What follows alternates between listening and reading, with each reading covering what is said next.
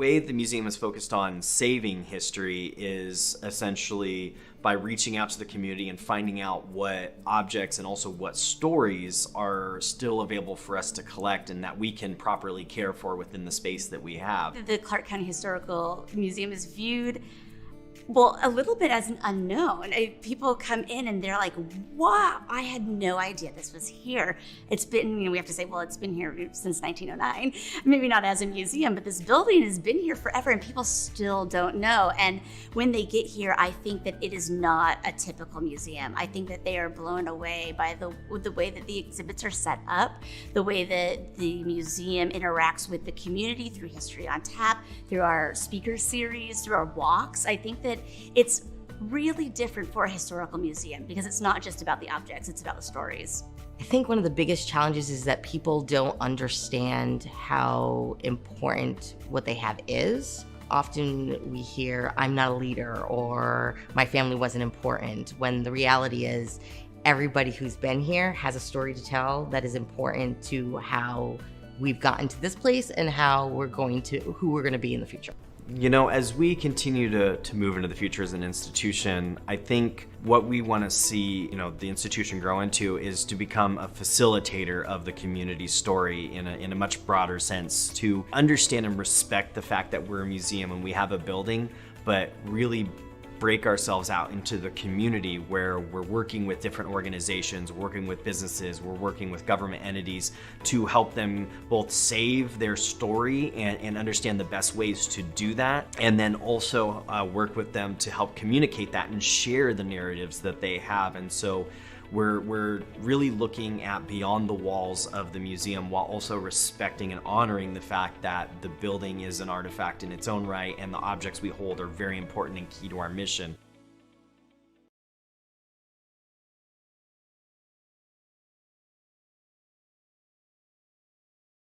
Good evening. I want to thank you all for joining us for this month's speaker series presentation, If These Walls Could Talk, the 1918 Pandemic in Clark County.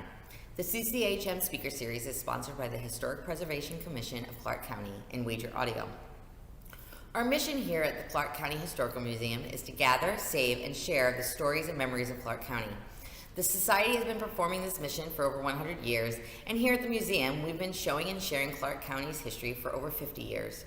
The core way we share Clark County stories is through programming, exhibits, and events like this one. Even though we aren't open to the public right now, we have quite a bit planned for you in 2021. This year, the museum is asking the question, how did our community get to this place in time, and where are we going?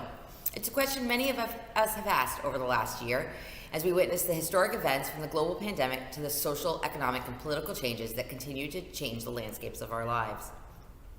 This question is central to this year's theme, Our Community, Past, Present, Future, which has inspired our slate of speakers and topics for both the speaker series and our History on Tap season, which begins next week. Unfortunately, with COVID still a concern in our community, we're unable to anticipate when we'll be able to return to full in-person programming. As always, our goal is to ensure the safety of the public and our presenters, and so we will continue to be 100% digital for the time being, with each event being uniquely tailored based on the comfort and safety of our presenter. We want to thank all of you who continue to join us for these digital programs and that continue to engage with us online. It is with your support and feedback that we are able to continue to produce and improve our programming. Before I introduce you to tonight's program, I want to let you know a little bit about what's going on here at the museum. First, to our members, we want to extend our eternal gratitude for your support this last year. We are humbled by your faith in us. You continue to step up and show up to help us continue our mission. If you have not had a chance yet, please log into our new member portal for access to digital content like past virtual tours and speaker series, the digital archive of our annual Clark County history, and other members-only benefit will be rolling out. In addition, beginning this week, members can schedule an appointment for a self-guided tour or to visit the research and Brodigan libraries. We can't thank our members enough for all that they do to support our mission. And now to the upcoming programs. Our delayed History on Tap season opening will be coming to you digitally next Thursday, March 11th. We're opening the season with author, prehistorian professor, and Pacific Spaceflight co-founder, Dr. Cameron Smith. Dr. Smith will be exploring how our knowledge of evolution and indigenous perspectives can inform our future in space. We're really excited to be kicking off our season with Dr. Smith. And don't forget, this year your ticket for virtual History on Tap is a voucher for a 32-ounce growler from Barlow's Brewery to be picked up before the show. The speaker series will return on April 1st for a look at the history of Vancouver Farmers Market and urban farming in Clark County. Then, History on Tap will be back on April 15th for Rethinking Gender in the Old West, Trans People in Historic Washington and the Region with historian and author Dr. Peter Bogue. In addition to our programs, we still have our physical exhibits. Here's Her Story, which takes a look at women's history in Clark County, History of Brewing, a look at the brewing in Clark County, our music exhibit, Music, Movement, and Sound, and Currents of Progress, which can be visited by our members now and will be available when we are again able to open our doors to the public. In addition, we have our outdoor gallery, which features our exhibit, Clark County Stories. We also have our virtual exhibits. If you haven't checked them out yet, we have several of our most popular previous exhibits available to view, and recently added new exhibits looking at quilts and the toys of our past. You can also help add to our collection by donating to our contemporary collection, Capture the Moment. We opened this collection a year ago to gather the stories and items of the pandemic and events which occurred in 2020 and now into 2021. You can submit the collection or learn more online. If you want to know more about what's going on in the museum, please sign up for our newsletter and follow us on social media. And if you want to support us, there are 3 ways to get involved. Your time, by engaging with us online and attending our events. Your energy, by volunteering with us. We have many remote volunteer opportunities available and can always use another set of hands. Or invest in us by becoming a member, sponsoring our programs and exhibits, or donating. Tonight's talk is brought to you in partnership with the Historic Trust and features Holly Chamberlain and Jeff Davis. They're going to look at how the 1918 flu pandemic played out here in Clark County, mostly focused on the Red Cross building and the post-hospital. Holly Chamberlain is currently Director of the Historic Preservation for the Historic Trust. Holly has long-time experience in heritage conservation in the private and not-for-profit sectors and at the national, state, and local levels of government.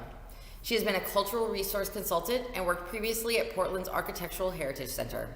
She is past president of the Washington Trust for Historic Preservation and has served on the Governor's Advisory Council on Historic Preservation. Jeff Davis is a credentialed military historian, archaeologist, and author. Jeff has a bachelor's in anthropology and a master's in archaeology and prehistory. He has worked as an archaeologist in Clark County as well as the Cascade Mountains. He spent 32 years in the Army and Army Reserves and deployed to Bosnia, Afghanistan, and Southwest Asia. His last assignment was as a military historian here at the Vancouver Barracks and at Fort Lewis, Washington. In addition, Jeff is one of the founding members of the Vancouver Barracks Military Association. He has worked as a volunteer here at the Clark County Historical Museum, as well as with the Historic Trust. He has written, edited, or contributed to several books on military history and pop culture. We want to thank Holly and Jeff for joining us tonight, and to thank our partners, the Historic Trust, our sponsors, our season sponsors, the Historic Preservation Commission, and Wager Audio. We really can't thank you all enough for all that you do. And without further ado, here are Holly and Jeff. Hello, and a virtual welcome to Vancouver's Historic Red Cross Building. My name is Holly Chamberlain, and I serve as Director of Historic Preservation for the Historic Trust, which manages this building and 37 others on Officers Row and in the West Vancouver Barracks. The Trust works on behalf of the City of Vancouver, which owns the buildings, and the residential and commercial tenants who live and work here, and all of the many people who come to visit and tour. The buildings were constructed primarily by the U.S. Army for military operations at Vancouver Barracks and are now on the National Register of Historic Places and part of the Vancouver National Historic Reserve, which was created by Act of Congress in 1996. Civic visionaries worked with the U.S. Army beginning in the 1980s to acquire the buildings over time for the city when they were declared surplus.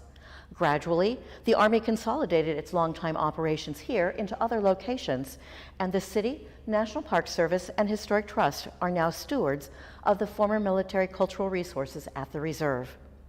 The city has been working since the 1980s to rehabilitate all the buildings under its purview and make them available to the public. Tonight's presentation is taking place from one of those success stories.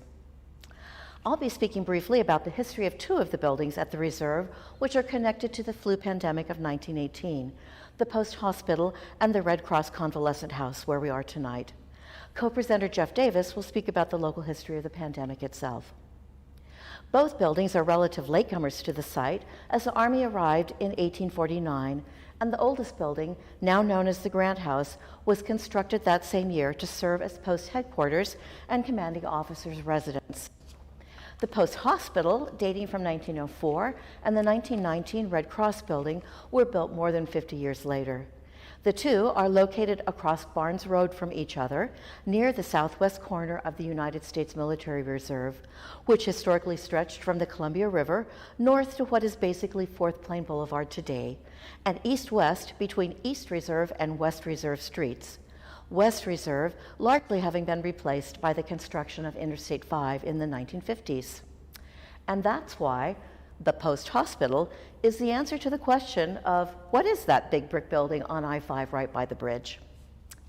By December of 1902, the recommendation from Barracks Chief Surgeon Major Rudolph G. Ebert, MD, for the construction of a new hospital was approved by the Adjutant General.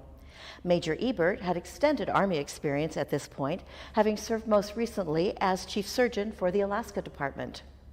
The 1884 hospital in use at the time held only 26 beds, completely inadequate facilities overall, and the barracks was very full of military personnel, partially due to a nationwide buildup of troops following the Spanish-American War. The need for surgical work alone on the Vancouver base was especially heavy, with operations happening almost daily. The local recognition that more beds were desperately needed was buttressed by the Army's realization during the Spanish-American War that the majority of deaths in the armed forces at the time were caused by disease rather than combat. A study conducted on military hospitals at the turn of the 19th century highlighted their deficiencies. Construction was underway in 1903 on the new hospital, which was to have 48 beds, double the previous number, and be a completely modern facility.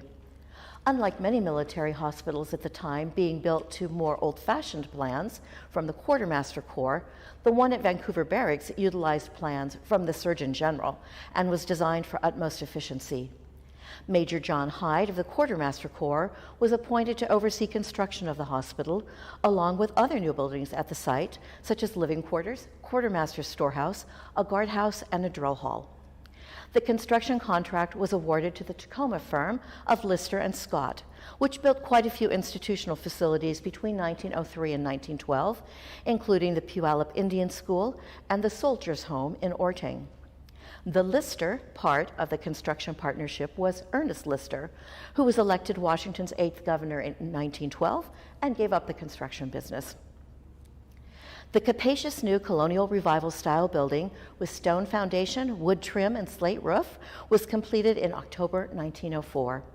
The prominent porches on both wings, originally open, were intended to provide fresh air spaces for soldiers suffering from the menace of tuberculosis.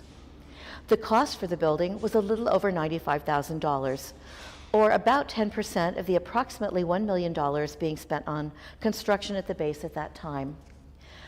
Google hopefully did the math correctly in revealing that the hospital would cost almost $3 million in 2021 dollars. Securing the equipment and supplies cost around $16,000, or about $470,000 today, and these included state-of-the-art X-ray machinery. The public was still intrigued by the relatively new technology, which had first come into U.S. military use in 1898 on hospital ships during the Spanish-American War. The post hospital was cutting edge as one of the first hospitals in the nation to have a space purpose-built for taking X-ray images and developing them. Chief Surgeon Ebert's new facility had more everything: surgical, exam, and treatment rooms, offices, an isolation ward, special diet kitchen, and much more. His success in completing the new hospital ended up benefiting him not only professionally but personally. He became ill in October 1905, a year after completion of the building, and had to be treated in his own hospital. He survived the illness and became a lieutenant colonel by 1909 while still serving in Vancouver. Ebert later served at the Presidio in San Francisco at the rank of colonel and at Clark Field in the Philippines. The 1904 hospital was well seasoned but still in good shape when the United States entered World War I in April 1917. The wartime buildup at Vancouver Barracks included construction and operation of the Spruce Production Division facilities. Northwest Sitka spruce was ideal for constructing airplanes for use by the Allied powers. At the height of Spruce Division operation, 30,000 soldiers were logging and processing timber for shipment to airplane factories. World War I also brought the worldwide scourge of the influenza pandemic to the base.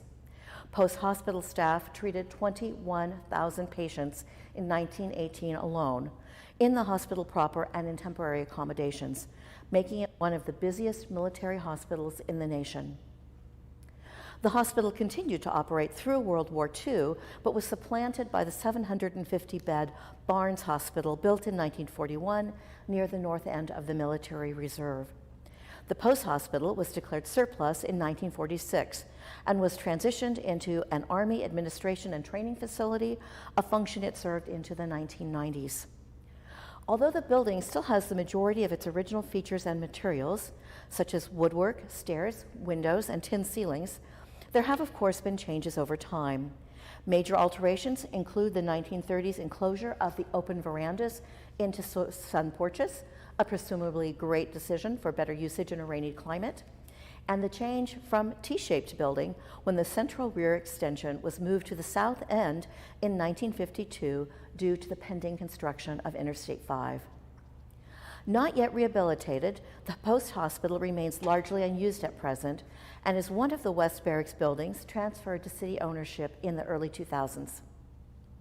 The Red Cross building, where we are at present, was transferred to city ownership at the same time and originally served as a place for soldiers with long-term recovery needs from the ongoing flu pandemic and also pneumonia, tuberculosis, and serious wounds to convalesce in a more home-like setting than the hospital across the street. Near the end of World War I, the American Red Cross recognized that there was going to be some level of continuing post-war need to serve recovering soldiers and established nearly 100 Red Cross convalescent houses at military hospitals around the nation. The cornerstone for our Vancouver example was laid on November 11, 1918, the day of the armistice, and the building was completed in early 1919. Though the war was over, there were still soldiers convalescing, about 30,000 nationwide well into 1919. Vancouver's stucco-clad Red Cross building was designed with comfort in mind. Recovering soldiers had bedrooms upstairs, comfortable furniture throughout, and use of a lounge, kitchen, library, sun porch, and rooms for billiards and smoking. Activities provided by volunteers known as the Grey Ladies included cards, movies, skits, music, and dances. Though most of the convalescent houses were built to 4 standard designs, Vancouver's is unique in that the plans were created locally by Sergeant E. C. Hartley, who was stationed with the 1st Provisional Regiment at the barracks. Local people contributed time and materials to complete the project. This Red Cross building was one of 2 in the Northwest, the other being Camp Lewis near Tacoma, now Joint Base Lewis-McChord. The convalescent needs of soldiers at military bases proved to be more short-lived than predicted, however, and the Vancouver Red Cross building was soon transferred to Army ownership. By 1928, the comfortable spaces were used as a service club for military family members and housed a kindergarten, card parties, and a women's club, among other activities. The building came into very heavy usage in the 1930s with the influx of the Civilian Conservation Corps members for training and throughout World War II for troops embarking to and returning from the Pacific Theater. The city undertook rehabilitation of the Red Cross building in 2001, securing $392,000 from the state legislature for the purpose. Rehabilitation was further advanced with a grant from the federal Save America Treasures program and funding from the National Park Service, City of Vancouver, and the Historic Trust. Today's Red Cross building has been in use by the public as office and event space since its very grand reopening in September 2004. The Historic Trust is looking forward to welcoming everyone back inside this building and others at the site as public health conditions allow. Please watch social media to find out about tours and events, and go to the Trust's website for information on event rentals. In the meantime, keep enjoying the grounds as a great community open space for walking, biking, photography, throwing a disc for your dog, and of course engaging with all the layers of history you find here. Thank you for your kind attention, and thank you to co-presenter Jeff Davis and the Clark County Historical Museum for this partnership opportunity.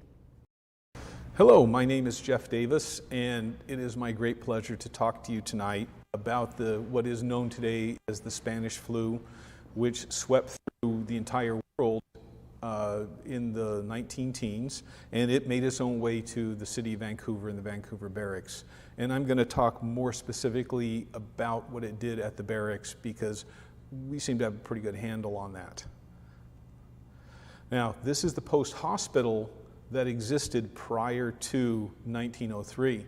It was a 1.5-story building, and I think the estimate was as many as 35 soldiers or invalids could have been kept in the hospital in a big tight squeeze.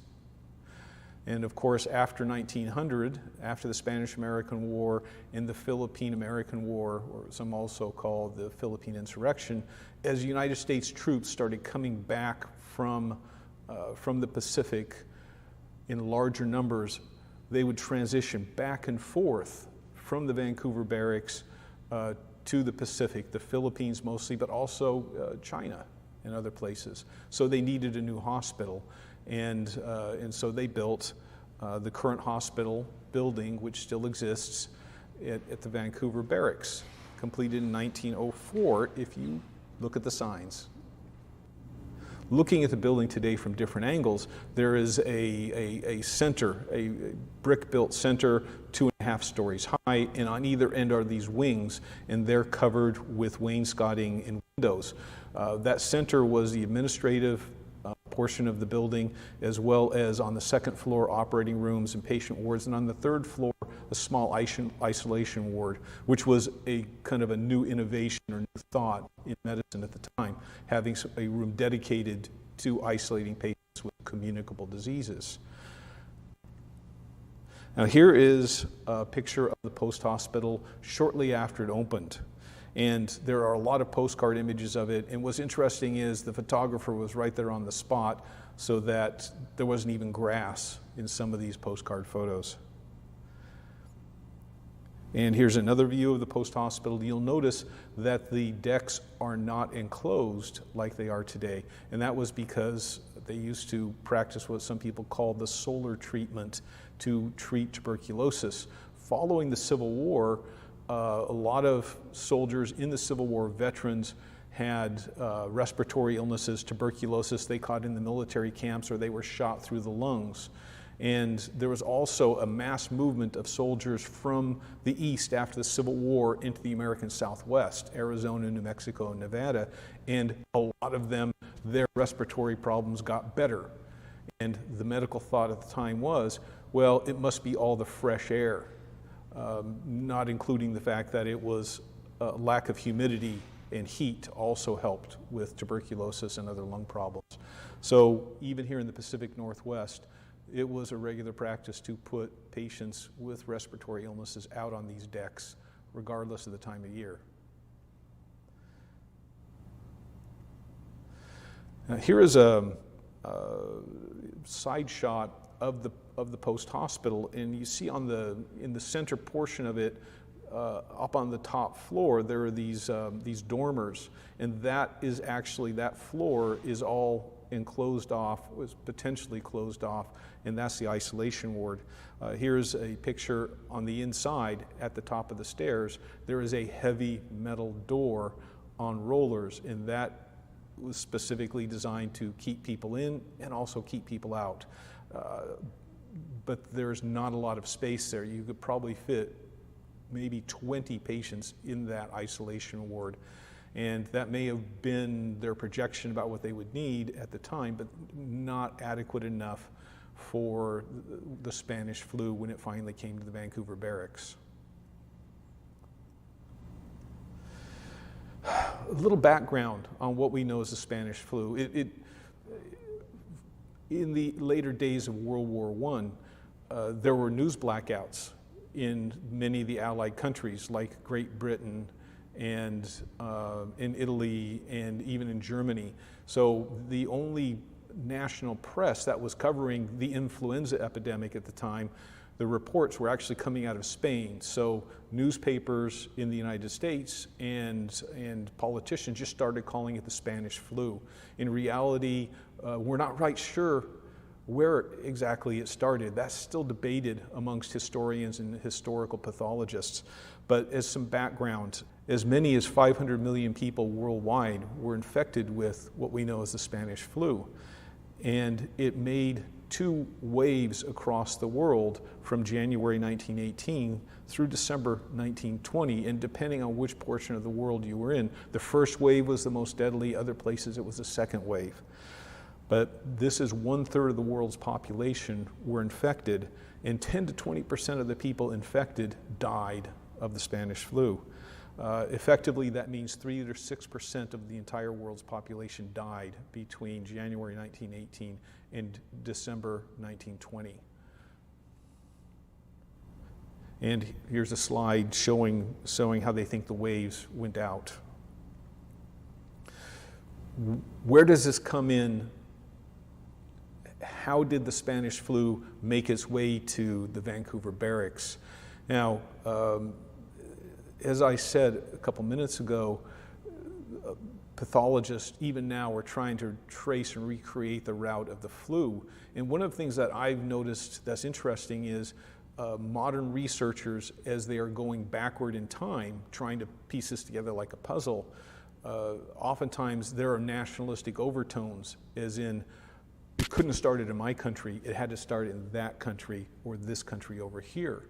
And so if you do decide to research this, I encourage you to please bear in mind that these modern researchers are not totally unbiased. One of the thoughts is that American soldiers contracted the Spanish flu in France. But in 1917 in France, in the military camps, medical officers reported some kind of respiratory illness was passing through the camp. And as many as 100,000 soldiers of all nations were passing through that camp at over the course of a year. So plenty of chances for people to contract the disease, and then as they travel, to bring it to other locations all along the Allied fronts. Then, as soldiers, their tour of duty ended, or also the armistice, the end of fighting, was the 11th hour of the 11th day of the 11th month, 1918. That is the 11th of November, 1918. There was a massive demobilization of soldiers, particularly Americans, and they came back to the United States on crowded troop ships with bad ventilation, where it certainly spread from soldier to soldier. And then these soldiers would be sent off, separated out to go to demobilize troops from the Pacific Northwest. Many of them were sent by train across the country, specifically to the Vancouver barracks, which functioned for them as a demobilization station. They would show up, they would fill out their final paperwork, take their final pay, and then get on trains and head back to their hometown, carrying the flu with them.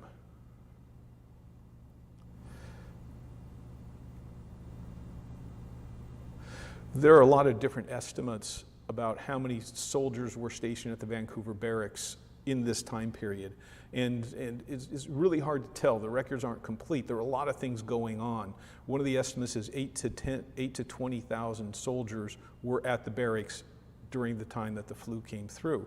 There was the Spruce Division, headquartered at the Vancouver barracks, that had this massive lumber mill. Several thousand soldiers across the Pacific Northwest were devoted to cutting down spruce trees, bringing them to the barracks, and then cutting them into planks to make airplanes. So here at the barracks, there were a couple of thousand troops there for that. Also, there were the soldiers that were demobilizing. Imagine, if you will, a train pulls in to the Vancouver barracks or into the depot in downtown Vancouver. 100 soldiers get out. They are taken here to the Vancouver barracks. They demobilize over a period of a couple of days, and then they go back to the train station and they get on a train that has dropped off more soldiers for demobilization. So this in and out cycle went on for quite a while. Again, potentially spreading the flu. Now, the Oregonian, the newspaper The Oregonian, on the 1st of October, printed a newspaper article, October 1918, that said basically, influenza is not here yet, but is coming. And some of the recommendations that they had may sound familiar to those of you, if you have any experience with COVID. Among other things, they suggested everybody wash their hands a lot. They suggested everybody brush their teeth a lot. And try not to breathe on other people and stay away from people. Does that sound familiar? Within the city of Vancouver itself, over a period of weeks, as influenza became pretty apparent it wasn't going to be confined to the barracks, within the city itself, in phases, they did things like they shut down the dance halls, they shut down the movie theaters, or theaters rather, and started limiting the number of groups that could meet, say, at restaurants for dinner. Again, very familiar to what's happening now. Now, I had showed you pictures of the isolation ward. Again, probably no more than 20 people, even if you crowded them together, could have stayed up there. And yet we've got between 8,000 and 20,000 soldiers at the barracks. Bearing in mind, too, perhaps as many as 60 or 70% of these 8,000 soldiers, even if you're on this low end, so 8,000 soldiers, about 50% of them would contract the flu, just statistically. So you've now got 1,600 soldiers at least at any one time with influenza. And you've got an isolation room that can hold maybe 20. Not a lot of decisions could be made. They were kind of hunting for nurses, and the sisters at the academy volunteered as nurses, and they volunteered space there as well, but it just wasn't enough for these thousands and thousands of sick and dying soldiers and civilians. So they ended up putting open air hospital wards up, for instance, at the post hospital. You can see pictures of all these beds outside. And that's in part maybe because of tuberculosis scare, but more than likely it has to do with the Spanish flu. And that's one of these photo postcard images. Also, there's one postcard on the back. The author mentions the fact that there is an operating room on the second floor, and the normal procedure, if there's somebody needed an operation, that's where it would happen. And then they would move the patients to the adjoining rooms, which were all recovery rooms, and then to the actual patient wards.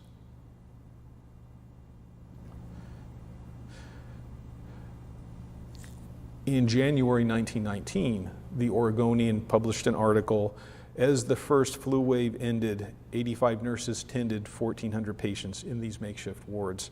And there are many, many details there.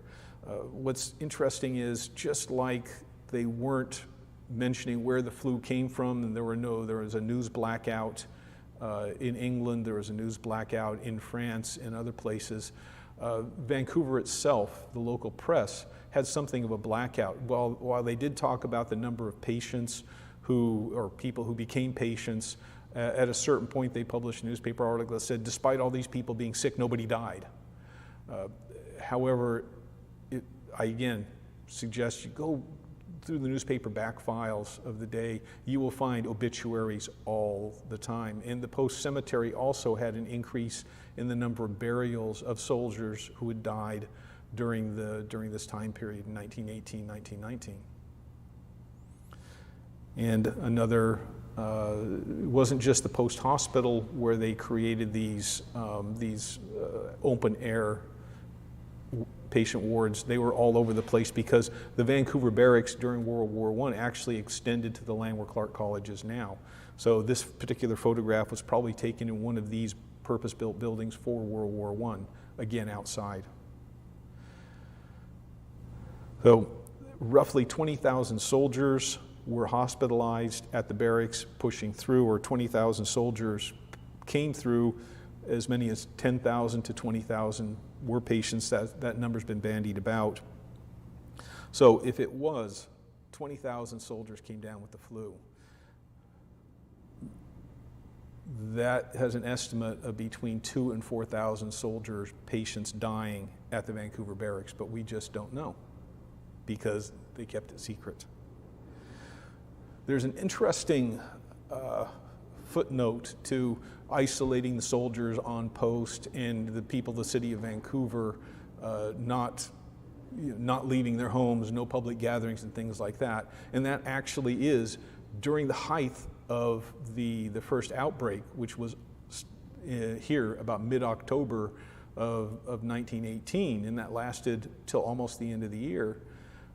Armistice Day. Hostilities, firing ceases on the front in Europe. The 11th hour of the 11th day of the 11th month, 11 a.m., November 11th, 1918. That was when the armistice took effect. All fighting more or less ceased at that point. And in Europe and actually across the world, those countries that were involved in the war, it was party time. And in Vancouver, Washington, about 3 a.m. local time, or 11 a.m. in Europe, a celebration began, first in the shipyards, and then it came to downtown Vancouver, and for a brief time period, they released soldiers from the barracks, and they had a parade in downtown Vancouver. Now, at the end of the parade at sundown on the 11th, we're not sure what all happened to them. They may have gone back to their barracks, or they may have stuck around for a beer. I don't know. But that's an interesting interlude in the midst of all this death, that celebration of life. This slide, this shows the global flu death worldwide, and these are conservative estimates. The United States, 675,000 people are supposed to have died from the Spanish flu. In the UK, 250,000, and so on. What's interesting about the Spanish flu that's kind of different from other strains of flu, which may well be why is remembered, is the demographic, those portions of the people who came down with the flu who actually succumbed and actually died from the flu. It was most of the people who actually suffered the most and died were between the ages of maybe 16 or 17 and 40. Usually it's the very young and the very old. And there are different explanations for this that we don't have time for. Also, this Spanish flu itself actually killed people outright. Most of the time, people with pre-existing conditions, that is affected by the flu. In this case, again, not really understanding in different theories, but these young, healthy people with very strong immune systems came down with the flu, and their body reacted in such a way to fight the flu with production of mucus and all these other responses that are normal immune responses. And for some reason, it caused a cascade where this production of mucus and trying to fight off the flu actually caused the body's immune system to attack itself. And so in some cases, people would be just a little bit congested. They went to bed, and then the next morning, their family or friends found them dead. Another thing that interests me, and I hope interests you all watching this, is, as I've said numerous times or alluded to, we're not sure where the Spanish flu came from, as if anyone is to blame for its spread, like it's intentional, and the dynamics of it. And so pathologists have, they believe, recreated the Spanish flu strain. Among other things, they visited cemeteries in the Arctic zone where people died from the flu, and they were buried in permafrost.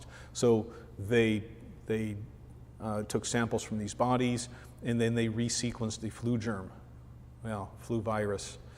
And they think they got it right, and it's in laboratories in some places across the world, and I hope it doesn't get out, because I am going to read a little bit. According to models, if this flu spread again with modern medicine, with similar restrictions that we have for COVID, it would result in 188,000 to 337,000 deaths in the United States alone.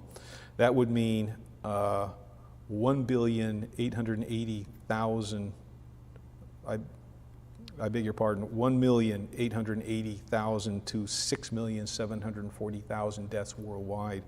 And this is something to think about. I appreciate you taking the time to download, virtually attend this presentation.